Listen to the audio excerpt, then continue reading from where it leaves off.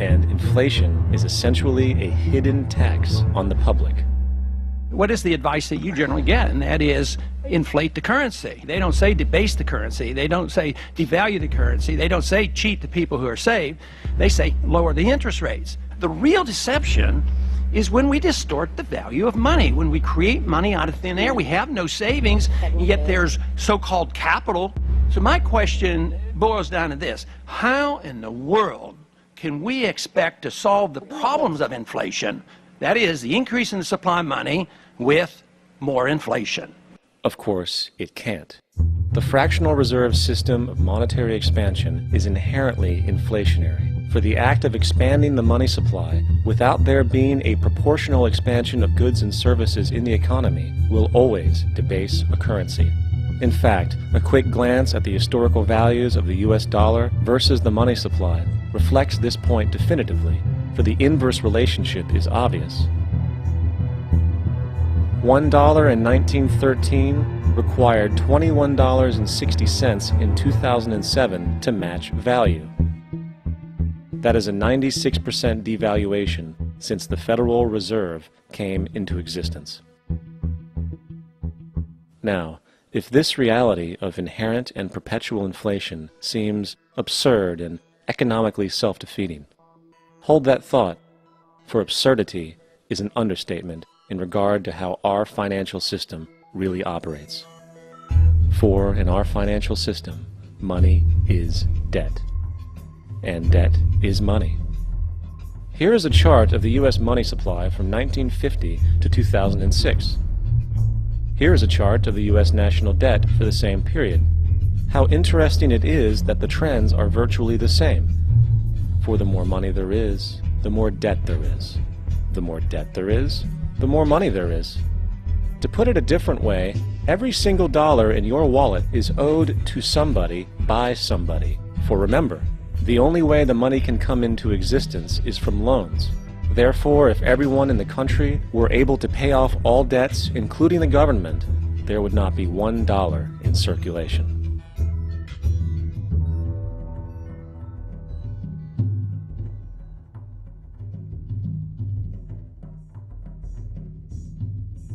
In fact, the last time in American history the national debt was completely paid off was in 1835, after President Andrew Jackson shut down the central bank that preceded the Federal Reserve.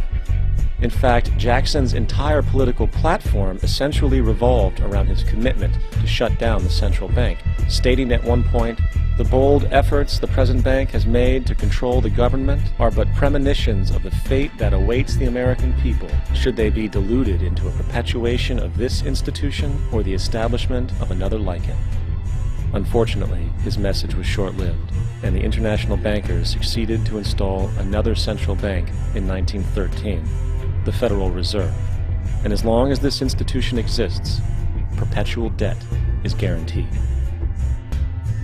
Now, so far we have discussed the reality that money is created out of debt, through loans. These loans are based on a bank's reserves, and reserves are derived from deposits. And through this fractional reserve system, any one deposit can create 9 times its original value, in turn debasing the existing money supply, raising prices in society. And since all this money is created out of debt and circulated randomly through commerce, people become detached from their original debt, and a disequilibrium exists, where people are forced to compete for labor in order to pool enough money out of the money supply to cover their costs of living. As dysfunctional and backwards as all of this might seem, there is still one thing we have omitted from this equation. And it is this element of the structure which reveals the truly fraudulent nature of the system itself: the application of interest. When the government borrows money from the Fed, or when a person borrows money from a bank, it almost always has to be paid back with accrued interest. In other words, almost every single dollar that exists must be eventually returned to a bank with interest paid as well. But if all money is borrowed from the central bank and is expanded by commercial banks through loans, only what would be referred to as the principal is being created in the money supply. So then, where is the money to cover all of the interest that is charged? Nowhere. It doesn't exist. The ramifications of this are staggering, for the amount of money owed back to the banks will always exceed the amount of money that is available in circulation. This is why inflation is a constant in the economy, for new money is always needed to help cover the perpetual deficit built into the system, caused by the need to pay the interest. What this also means is that mathematically, defaults and bankruptcy are literally built into the system, and there will always be poor pockets of society that get the short end of the stick. An analogy would be a game of musical chairs, for once the music stops, somebody is left out to dry. And that's the point. It invariably transfers true wealth from the individual to the banks. For if you are unable to pay for your mortgage, they will take your property. This is particularly enraging when you realize that not only is such a default inevitable due to the fractional reserve practice, but also because of the fact that the money that the bank loaned to you didn't even legally exist in the first place. In 1969, there was a Minnesota court case involving a man named Jerome Daley, who was challenging the foreclosure of his home by the bank which provided the loan to purchase it. His argument was that the mortgage contract required both parties, being he and the bank, each put up a legitimate form of property for the exchange. In legal language, this is called consideration. Mr. Daley explained that the money was, in fact, not the property of the bank, for it was created out of nothing as soon as the loan agreement was signed. Remember what modern money mechanics stated about loans? What they do when they make loans is to accept promissory notes in exchange for credits. Reserves are unchanged by the loan transactions, but deposit credits constitute new additions to the total deposits of the banking system. In other words, the money doesn't come out of their existing assets. The bank is simply inventing it, putting up nothing of its own, except for a theoretical liability on paper.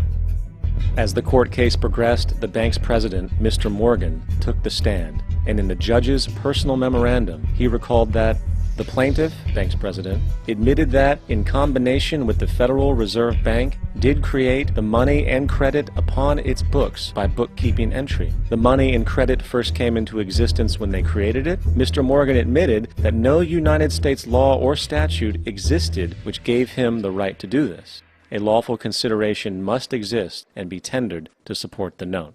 The jury found that there was no lawful consideration, and I agree. He also poetically added, only God can create something of value out of nothing. And upon this revelation, the court rejected the bank's claim for foreclosure, and Daley kept his home. The implications of this court decision are immense.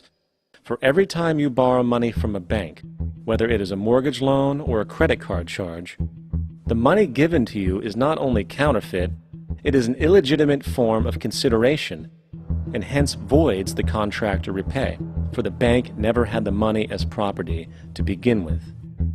Unfortunately, such legal realizations are suppressed and ignored, and the game of perpetual wealth transfer and perpetual debt continues. And this brings us to the ultimate question: why?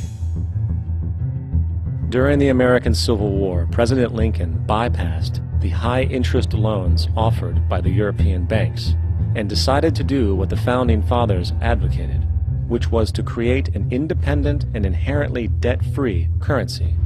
It was called the greenback.